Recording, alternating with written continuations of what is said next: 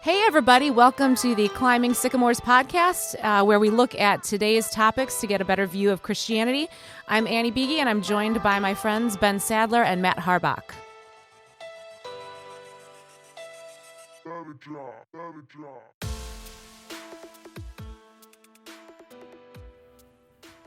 Hey, everyone.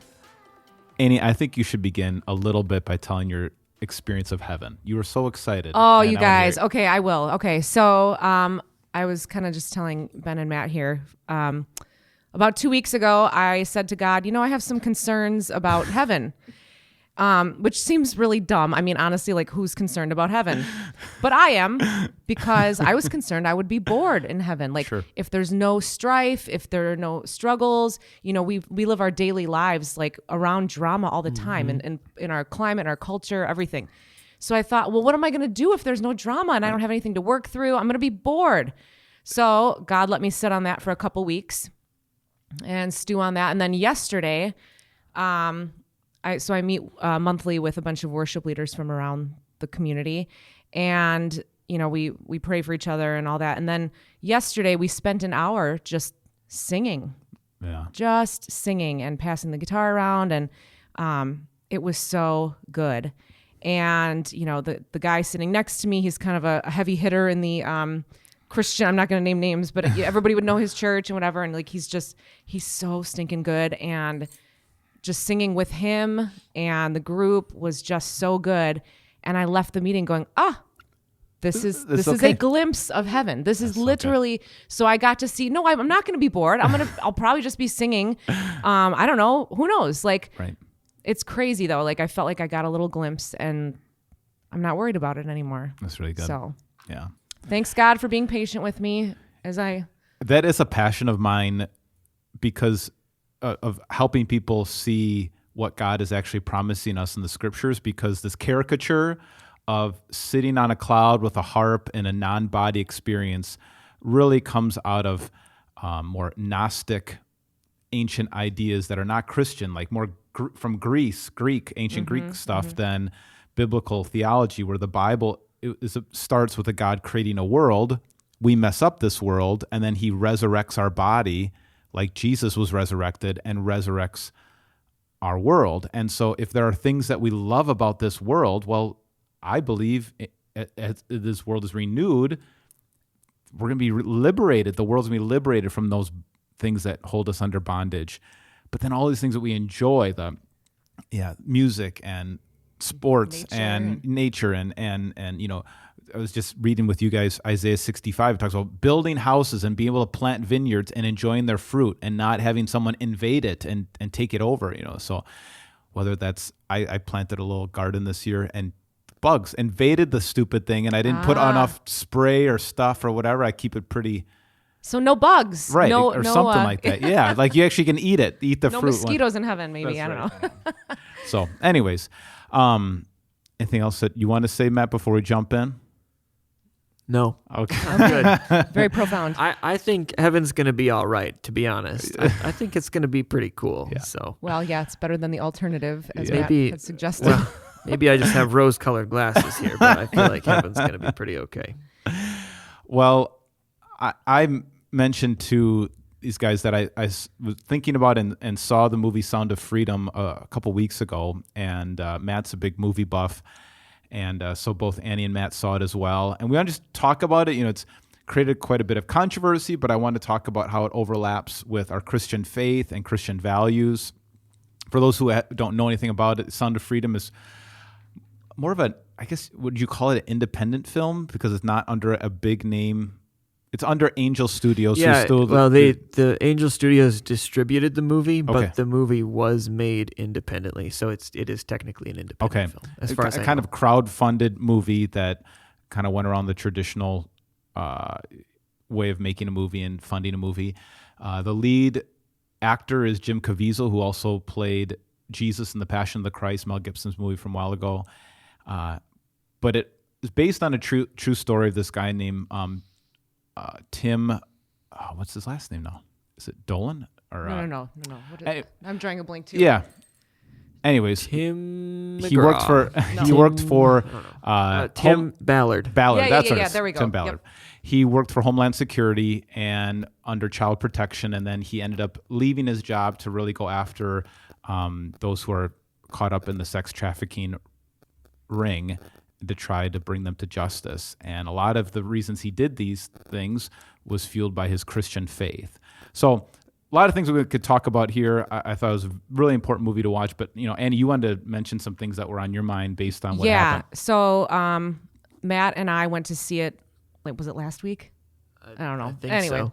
And I decided, why is this movie so controversial? Because it has been controversial. And when I saw it, it seemed very, very clear to me. Like, I feel like they stated their intentions, which was to, bring awareness to what a problem we're actually facing with child trafficking and things like that.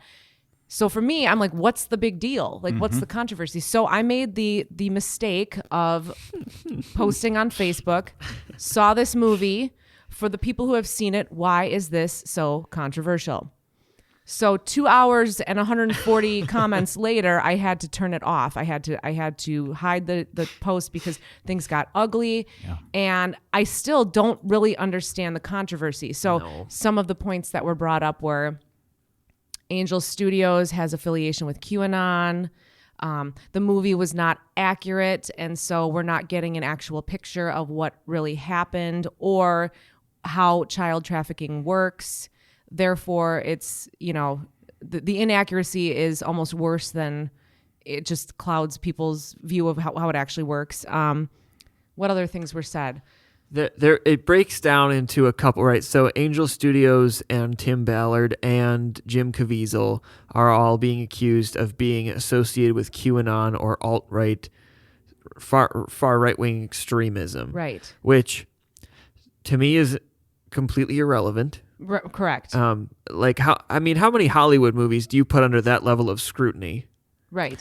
And in their personal lives, too, there's criticism about their personal lives. Yes. And the amount of profits that are actually going to organizations that help whatever. And then there was talk about how they were actually endangering children by bringing in film crews to see. I don't know. And frankly, I don't care in the sense that, why are we trying to discredit a movie that is bringing awareness to the problem that exists? I don't get it. I think the movie, so it's a heated topic. It's an important topic. It's good that people are talking about it. It's good that people are picking the movie apart. I think that's all good. I think what's still baffling to me is why the immediate reaction of people was criticism. And it feels like, to me, none of the reasons they have to criticize the film are directly related to the movie. It's like they wanted to criticize it, and now they're digging for reasons. And I think one of the better points that was brought up was that the film is not indicative of how most child or human trafficking / slavery happens, or what it is, or where it is. And I think that's a great discussion point. I think you watch the movie and then someone says, hey, but just so you know, this is actually a minority. Most slavery nowadays isn't child sex trafficking. It's just for labor, or it's more of which I don't know if that's grooming, true. Right? Which again, I don't know, but hey, that's great to bring up.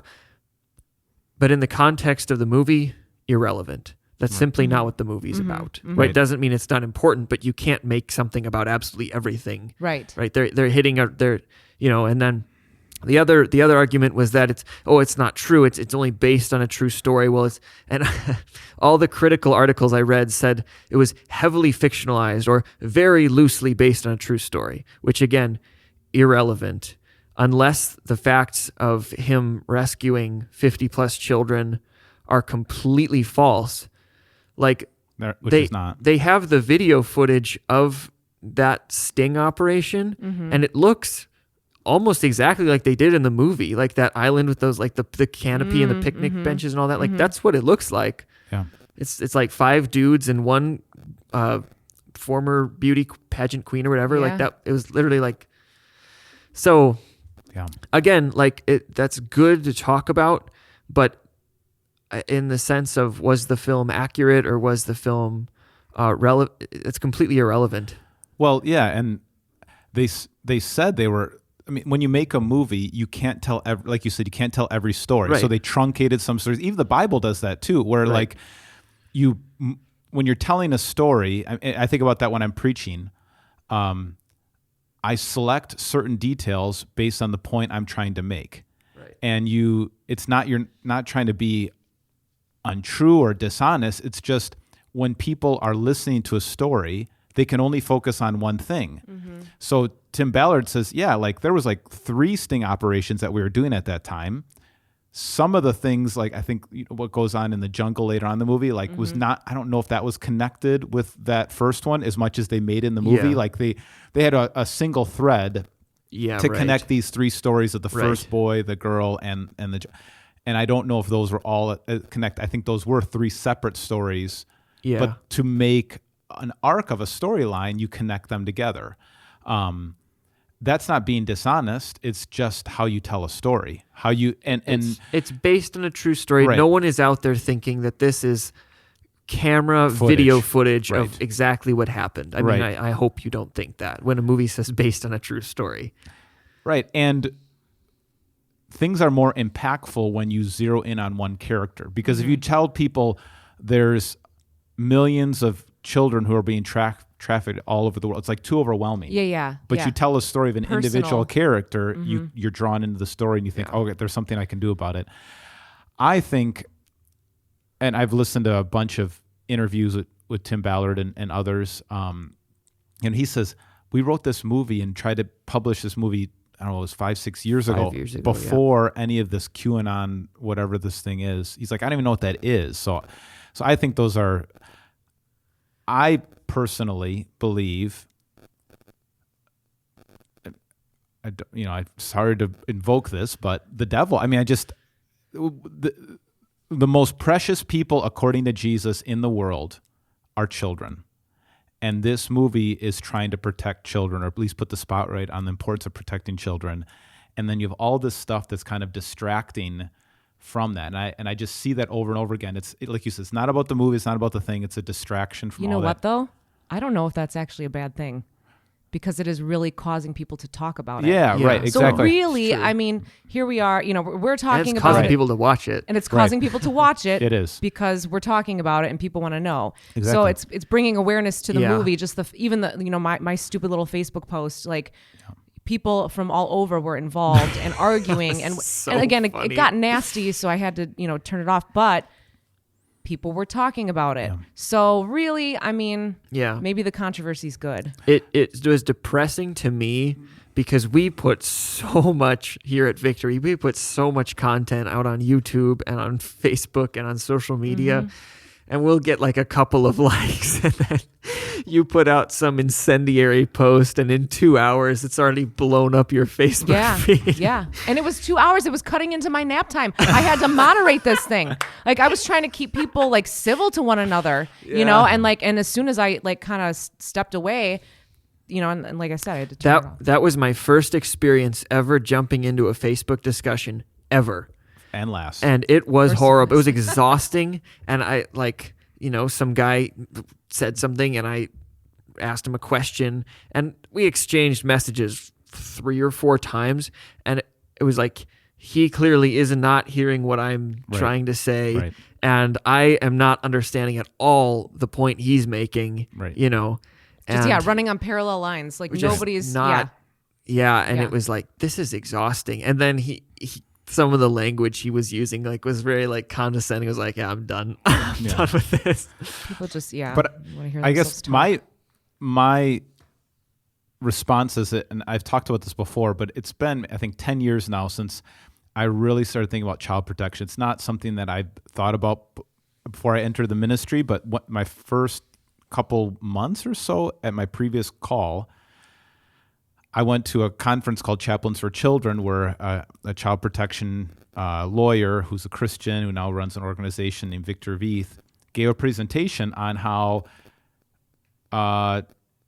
predators seem to statistically go after churches because it's easy, and churches are trusting, right, and oblivious, and they don't have child protection policies usually, and they don't seem welcoming, accepting, all those kinds of things.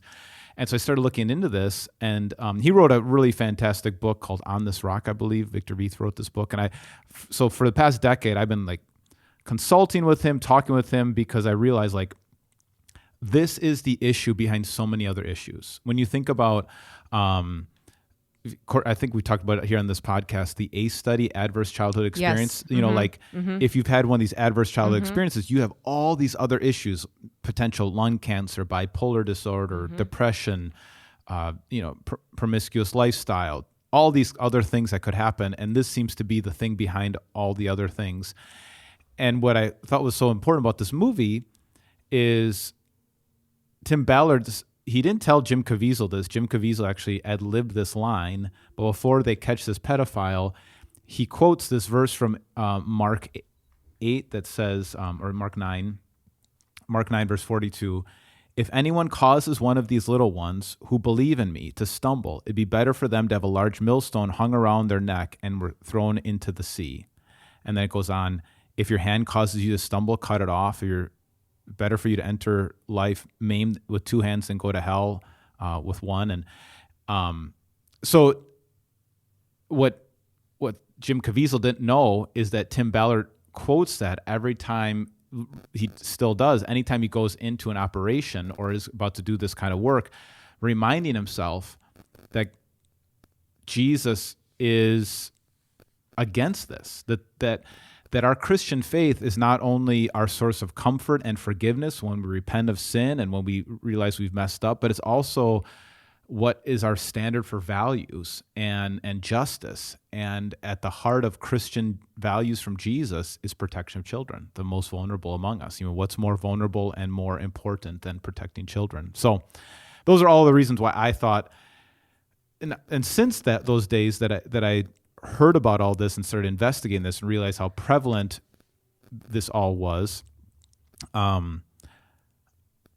decided, I was just going to face it and do what I can to stop it. And that's what I appreciated with Tim Ballard, is like, all right, this is really bad, really hard, but I'm not going to run from it. I'm not going to ignore it. And that's the problem I think we have, is that we're either ignoring it or acting like it doesn't exist. And this movie lets us know that this stuff happens.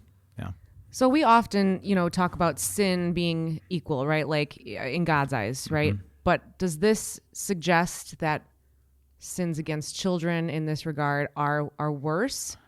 I don't know if I would ever say sins are equal. I would say any sin is bad. Mm-hmm, mm-hmm.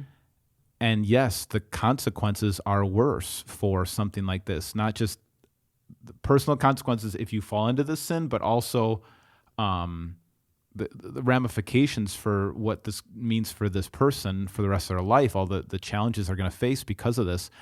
So I don't think that's helpful to say all sins are the same. I mean, but in the sense of like, we've, and I think we've kind of talked about like, we as humans and because of our society might consider, lying is, not as bad as committing adultery, right?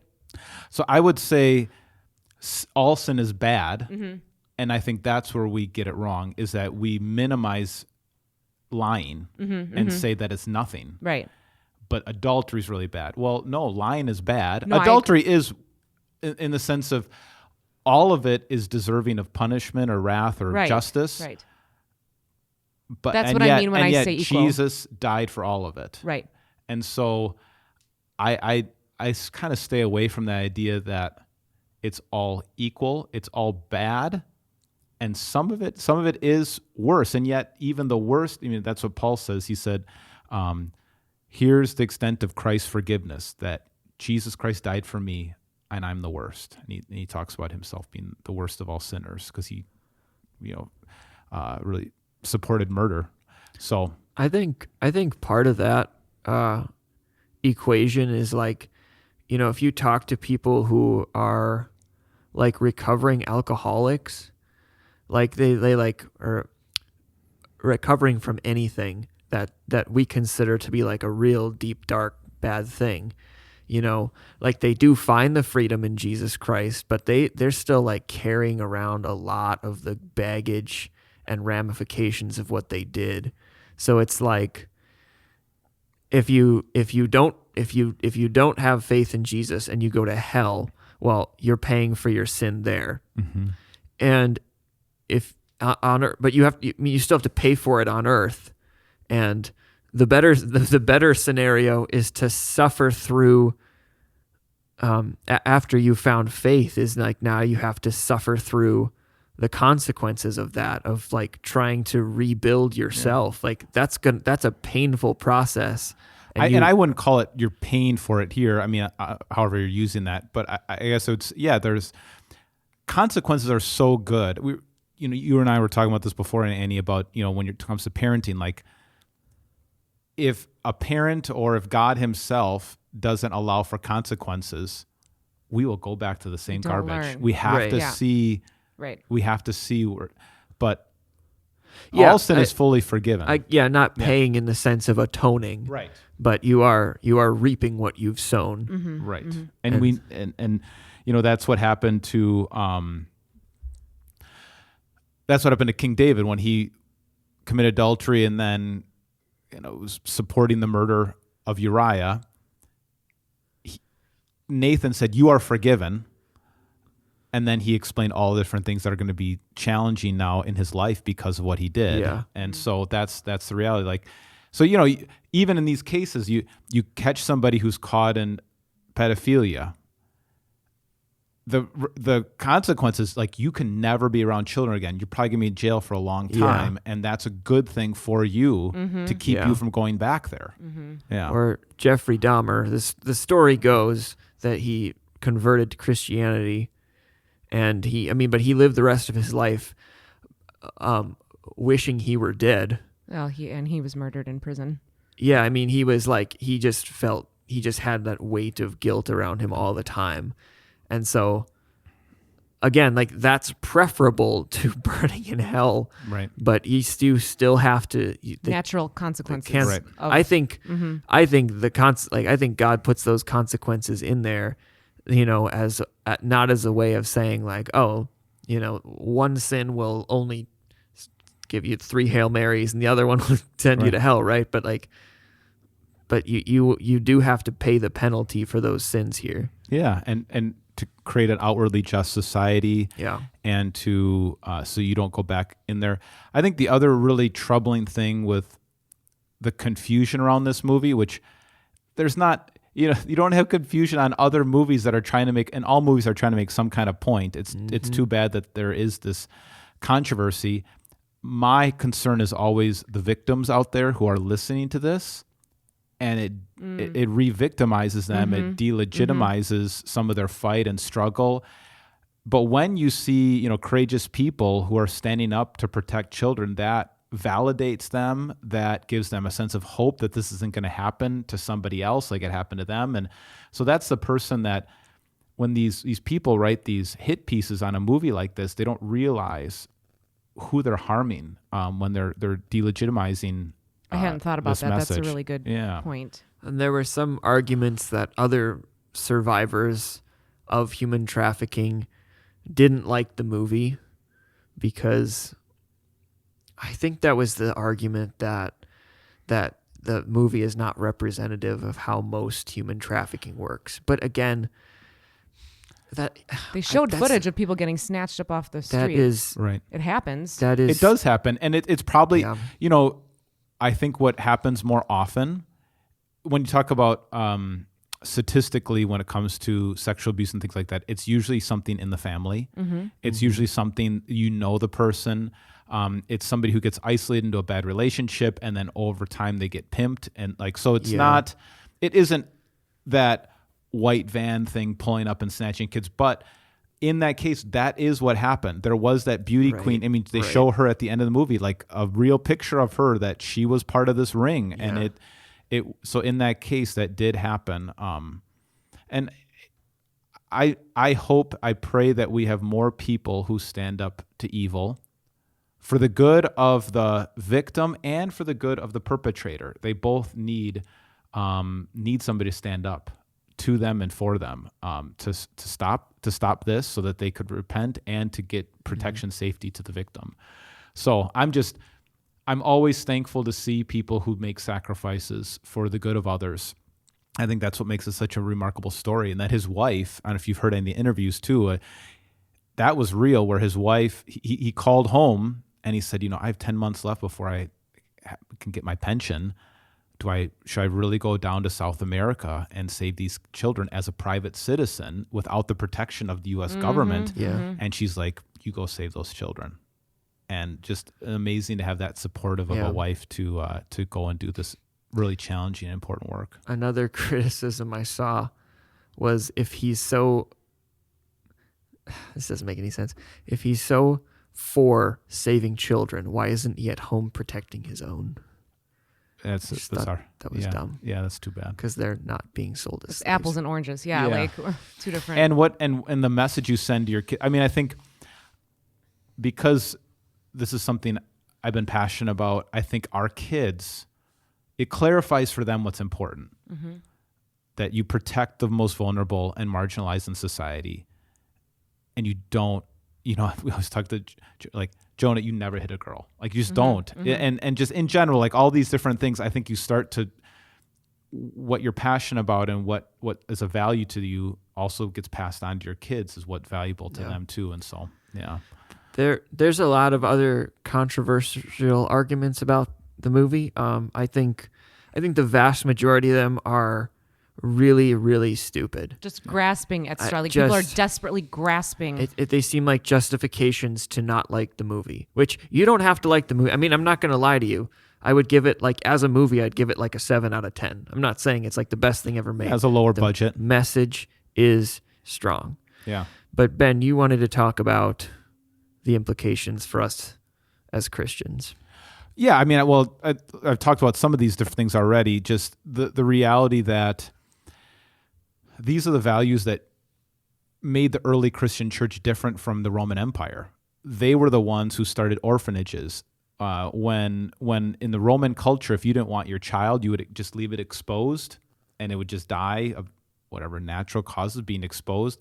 And it was Christians who would go into the rivers and go into the alleys and grab up these children, because they were told by Jesus, anyone who'd hurt one of these little children. And that became a value that we look at now. We're like, wow, it's so great that there's orphanages and hospitals and things like that. Well, that started because of the early Christians. That was not part of the Roman or Greek culture. And so I think that is an implication for us as Christians, is like, according to Jesus, whatever you do for the least of these, you do for him. And so it's kind of a litmus test of your Christian faith, how you treat children. And if you get that wrong, Jesus says you're getting everything else wrong. Unfortunately, for whatever power struggles or trying to save face or whatever, unfortunately, the church, like other organizations, has often sided with the perpetrator or tried to minimize the situation or not wanted to speak out about it because of the implications or bad press or whatever it is. And so I just think that's why it's so important for us to fight that urge of, whatever that is, but to speak up for children, and to listen to them and to take their outcry seriously, because what usually happens is they don't say anything until they're 50 years old, because it's so embarrassing or so hard. And so I just think that is just really, really important. If we don't get this right, we don't get the rest of our Christian faith right, according to Jesus. So what about the question, like, when is action broadly or even violence justified? If you're looking at, because if you're weighing your actions against tying a millstone around somebody's neck, that's pretty violent. What kind of actions are you talking about? Well, I mean, there's lots, right? When are you justified fighting? When are you justified going to,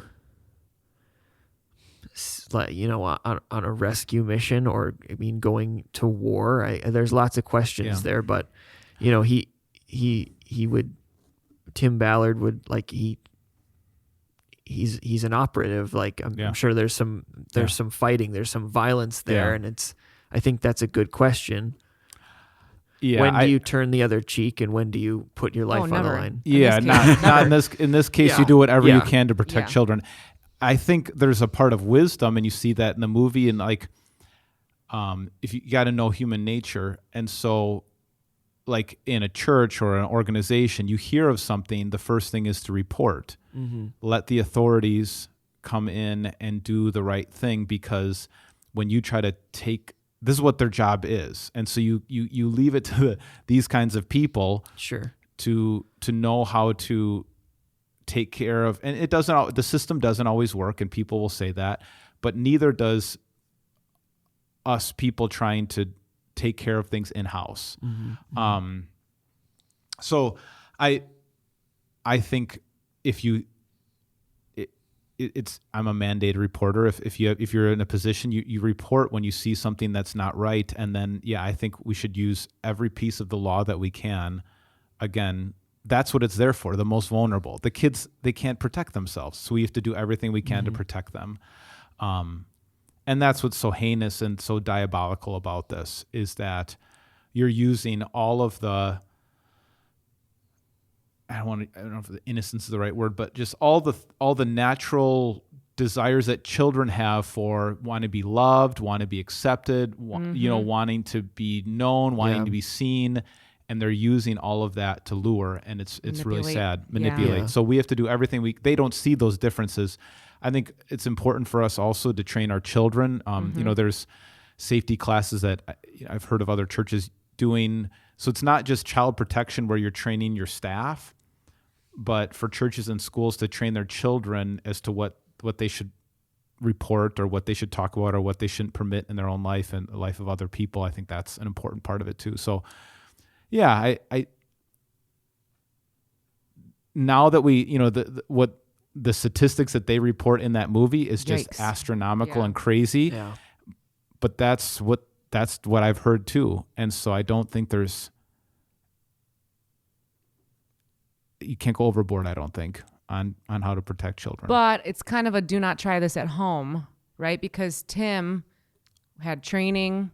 I'm not like some people have, they have gifts and experience, that would maybe, help in this. Like, I should not go to the jungle and go try to fight somebody. You know what I mean? Like, I might want to. I might Your feel purple hair would give you away. Yeah, probably. Doesn't camouflage very well. But like I might be convicted to help kids, but not in that way. Right. But you can do it in the way Right. that is appropriate for your life Right. and your family. And Correct. so, and just again, talking about it and teaching your kids and being a safe adult. I think that's another thing that's so great, is like, another thing that statistics show is that for some of these kids who've been through really hard things, if they have one safe person in their life, that can mean the whole difference, whether they survive or not. And so if you can be somebody that's one way we can all contribute to being safe human beings that are seeing children and are being aware of maybe things that they need. And that's what they need. They need emotional and physical connection and love. And that's the most important thing. If they don't get that, and this is the opposite of that, that's why it's so destructive. So really important message. And it was too bad that you write a post or whatever, and it's just so sad. It's just so sad. it got down to like name calling, like Yeah. the rhetoric and Yeah, the it was pretty language mean. was just, it was gross. It got to the point of like, That's how you win an argument nowadays. well, yeah, it started off okay, and then it literally, I couldn't believe it. I'm like, this is so dumb. As the moderator, you should have just started calling out like whatever their names were. You're like, okay, point you. All right, point you. Yeah, You know, it was just you're getting winning. Now you're ridiculous. winning. I just maybe to say it one more time, Andy, you're right. Like, that's why not all of us can do everything, and we're not trained in everything. So that's why you report, or you leave it to experts, or you call the police, or you do what you can if it's outside of your lane. But if you just treat that as your litmus test, whatever you do for the least of these, you do for me, says Jesus, I think you'll get almost every other idea and value correct. If you get that one wrong, you'll almost get everything else wrong in your life. I think. Well, I'm glad you said that, because I'm thinking, just as I'm thinking through like how Tim is like inspired to kind of go do this. It's like, I think a lot of Christians, we tend to like side more with the turn the other cheek and kind of like be quiet and chill out and like don't cause too much of a disturbance, don't speak out about this too much. But who feels that way? Who does? Because well, it's not you, me. Yeah. No, I'm literally baffled. Like, is this a thing? I don't know. That's the impression that I get. You look in the context, or you're quoting from Jesus' Sermon on the Mount. You've heard it said, eye for eye, tooth for tooth, but I tell you, do not resist an evil person. If everyone slaps you on the right cheek, turn the other cheek also. If anyone wants to sue you for your shirt, hand over his cloak as well. You have to look at that in context and not outside of context, because it's just a few chapters later when Jesus is talking about if your hand causes you to sin, cut it off. And he's talking in connection with hurting children. He's talking about here how he's responding to the Pharisees' way of looking at the law, that they looked at the law in just a very isolated way. And if I just follow the letter of the law and not the meaning behind it, then I'm doing the right thing. And Jesus wanted us to be a light of the world. And so, that's what he says in here, like, I'm not committing adultery, I'm not doing anything, but sure, I'm going to look. And so Jesus says, don't even look at a woman lustfully. So the whole point of that whole sermon is don't just merely follow the letter, but follow the intent. Sure. This is not supposed to be a case-by-case explanation, because there were times when Jesus didn't turn the other cheek, where he drove out the money changers when they were desecrating his father's house, the temple.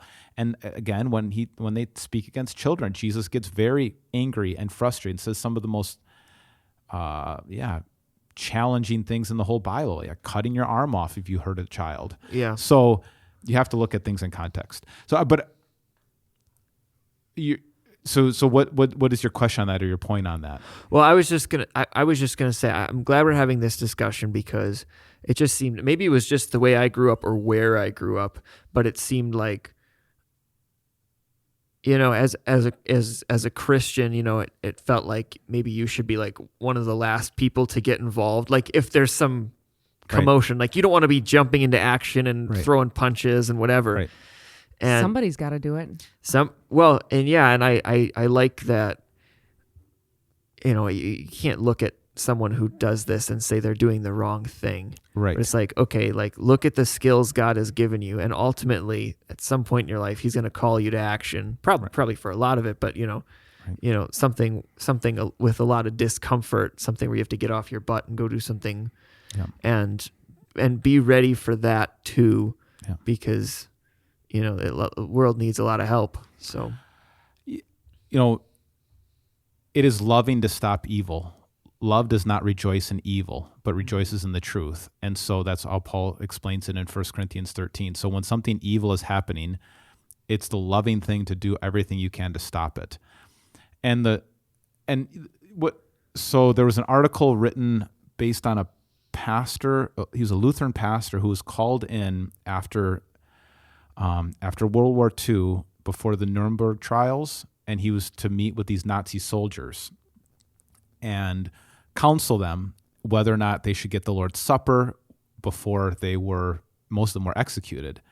And he was really, I forget the name of the pastor, I could look it up, but it's such an important article because he really realized that some of them were complete sociopaths and some of them had no remorse whatsoever. They'd say the right things, they would kind of mouth the right things, but he withheld the Lord's Supper from them.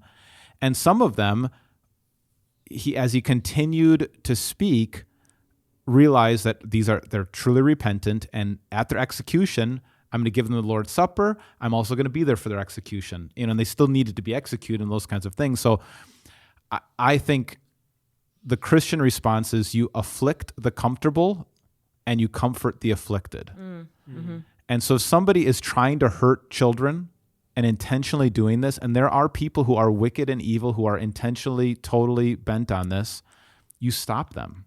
And that is the Christian thing to do. And it should be Christians first who are there on the front lines. And actually, I don't think this was in the movie, but this was another thing that Tim Ballard talked about in an interview. He said when he got into the child protection part of Homeland Security, they said, oh, it's good that you're a Christian because your Christian faith will buffer you from the stuff you're going to see. It's going to give you a sense of justice and give you a sense of clarity and a sense of hope, because most people, when they get into this work, it's too horrible that they just burn out. But your Christian faith is going to actually give you a resource for hope. So that, I think that's just another important part of this. But yeah, I agree. Like, I don't think this has changed the way I preach. This has changed the way I do ministry. This has changed the way I have values, because maybe I was more passive on these things and not knowing what to do. But if you don't get this right, you mess up everything else. Yeah, you know? yeah, that's foundation. It's foundational. So you have to step in. You have to act. So like when you're at a Walmart and there's the kid screaming and the parent doesn't do anything, just take that kid away. It's a bad parent. The kid should be struck. No, definitely not. So I think I hope the movie continues to do well. It's hard to watch. I don't think everybody should watch it, especially, some people could be re-victimized just by watching, but at least, like you said, it's getting people talking, and giving some hope to some people out there who are wondering if anyone is hearing their outcry. Yeah. See the movie. Yeah. All right.